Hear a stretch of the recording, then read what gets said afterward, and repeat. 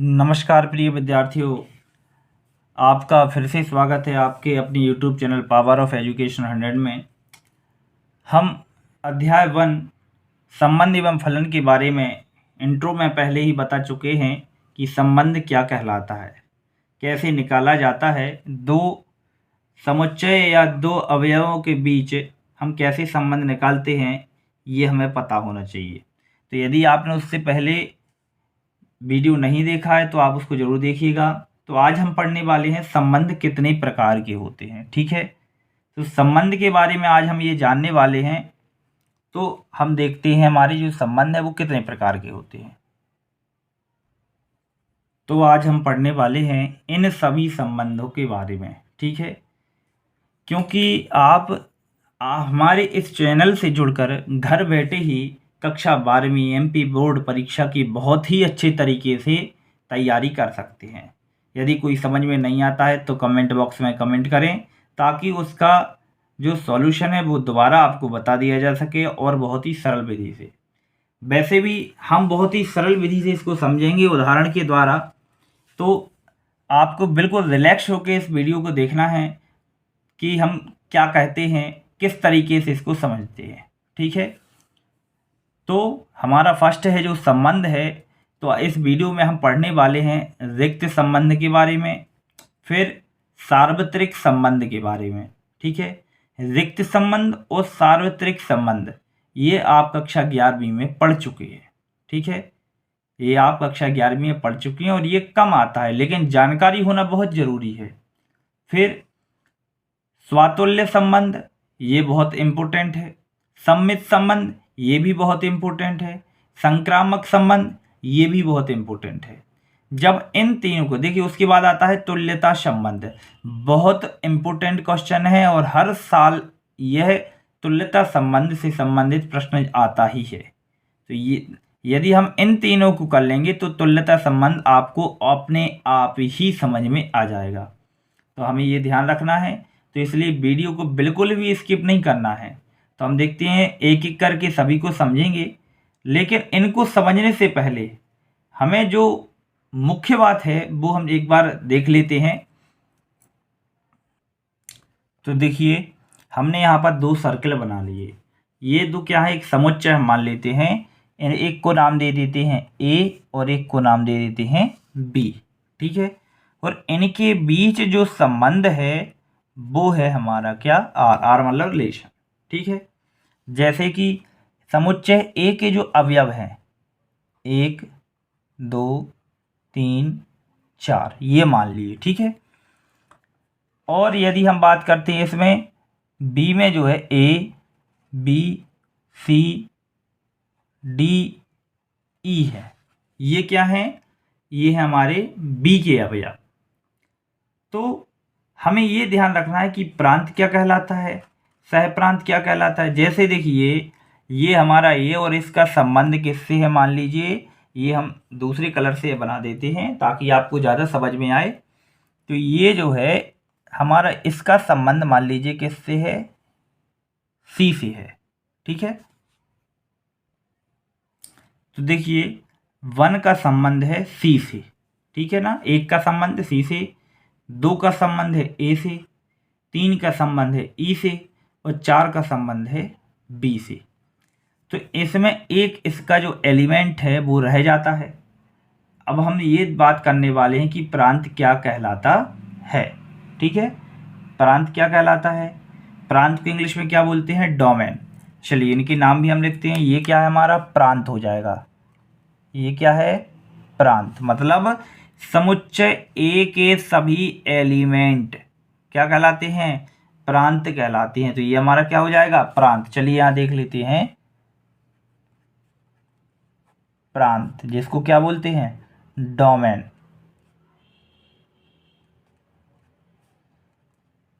तो domain equal क्या हो जाएगा हमारा, तो ये हो जाएगा इसके जितने भी एलिमेंट है 1 2 3 और 4, ये हो जाएगा हमारा क्या, डोमेन मतलब प्रांत हो जाएगा। ठीक है, ये वाला। अब हम देखते हैं क्या, परिसर क्या हो जाएगा, परिसर हम देखते हैं।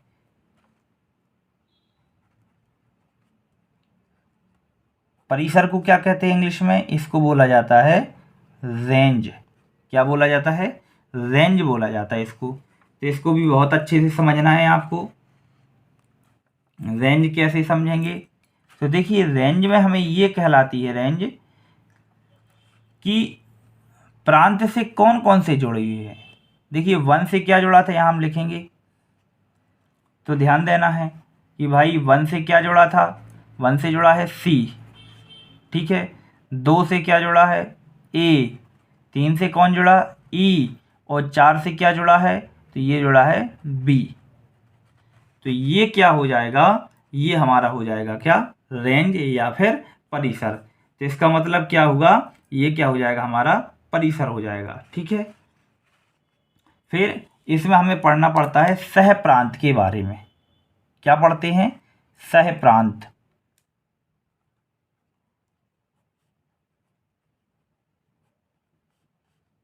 तो इसको इंग्लिश में बोलते हैं कोडोमेन। क्या बोलते हैं? कोडोमेन। तो ये हमारा क्या हो जाएगा?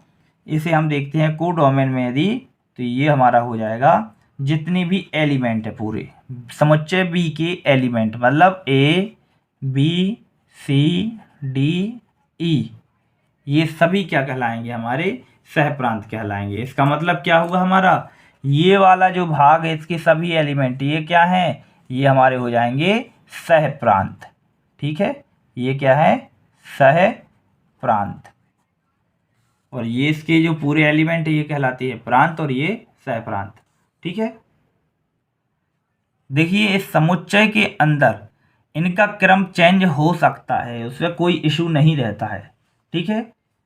और यदि हम बात करते हैं इसमें रिलेशन की, यदि हम रिलेशन को बताना चाहते हैं तो आर इक्वल क्या हो जाएगा?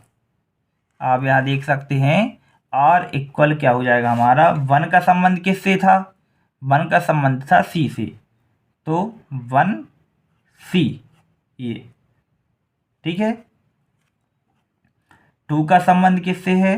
टू का संबंध है ए से, तो यहाँ हो जाएगा ए। फिर थ्री का संबंध किससे है? वो है ई से। और फोर का संबंध किससे है? बी से। तो ये उसका क्या हो जाएगा? रिलेशन हो जाएगा। तो देखिए, इसको हम चेंज नहीं कर सकते आपस में। क्यों?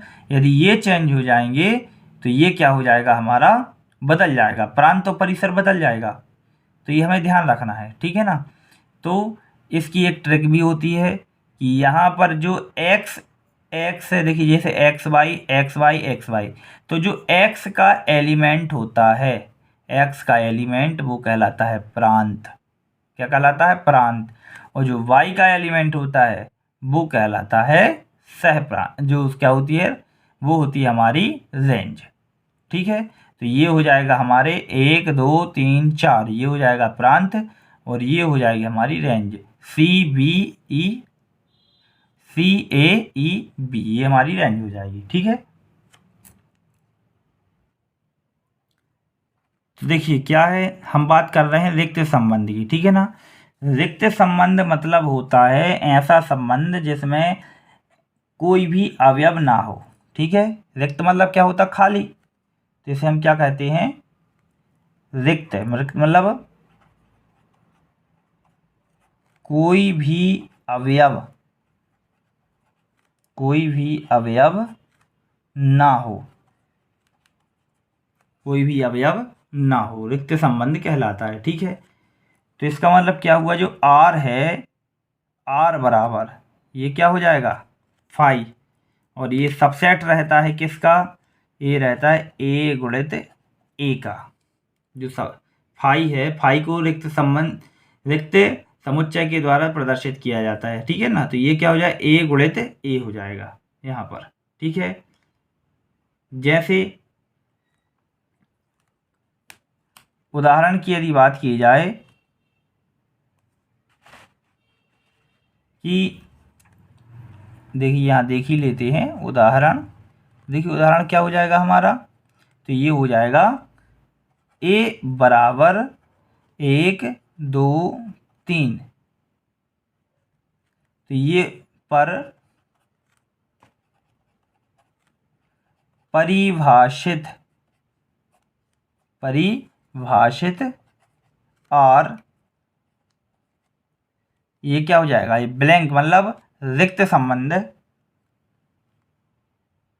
एक रिक्त संबंध है।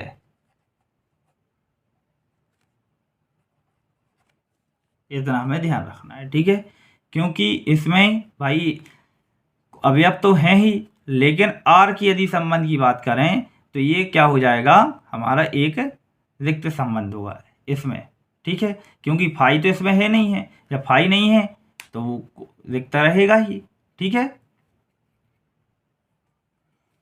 तो देखिए अब हम देखते हैं सार्वत्रिक संबंध। समुच्चय ए पर परिभाषित, समुच्चय ए पर परिभाषित संबंध आर एक सार्वत्रिक संबंध कहलाता है। समुच्चय ए पर परिभाषित संबंध आर एक सार्वत्रिक संबंध कहलाता है यदि ए का, जो समुच्चय ए है, इसका प्रत्येक अवयव ए के सभी अवयवों से क्या हो, संबंधित हो, ठीक है। इसका मतलब ये है,